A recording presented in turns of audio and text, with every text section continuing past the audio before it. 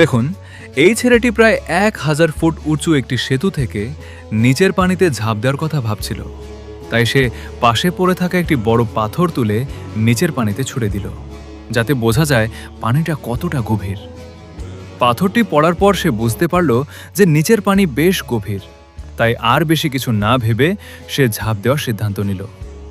তারপর ছেলেটি সেতু থেকে লাফ দিতেই এমন কিছু ঘটল যা দেখে আপনিও অবাক হয়ে যাবেন। চলুন আপনাদের সেটা দেখাই। তবে তার আগে, যদি আমার ছোট্ট কুকুরছানাটি আপনাদের কিউট লাগে, তাহলে ভিডিওটি লাইক করুন এবং চ্যানেলটি সাবস্ক্রাইব করুন। আর এই অসহায় কুকুরছানাটিকে দেখুন। শীতের মধ্যে সে খুব ক্ষুধার্ত, কিন্তু কেউ তার সাহায্য করছে না। আপনি যদি একজন ভালো মানুষ হন, তাহলে ভিডিওটি লাইক করুন, চ্যানেলটি সাবস্ক্রাইব করুন এবং কমেন্টে একটি হৃদয়ের ইমোজি দিয়ে যান। তো দেখুন, ছেলেটি সেতু থেকে ঝাঁপ দেওয়ার সঙ্গে সঙ্গেই সোজা নিচের পানিতে পড়ে গেল। এটা দেখে সবাই ভাবল হয়তো সে ডুবে গেছে, কিন্তু কয়েক মুহূর্ত পরেই সে সম্পূর্ণ নিরাপদ অবস্থায় পানি থেকে বেরিয়ে এলো।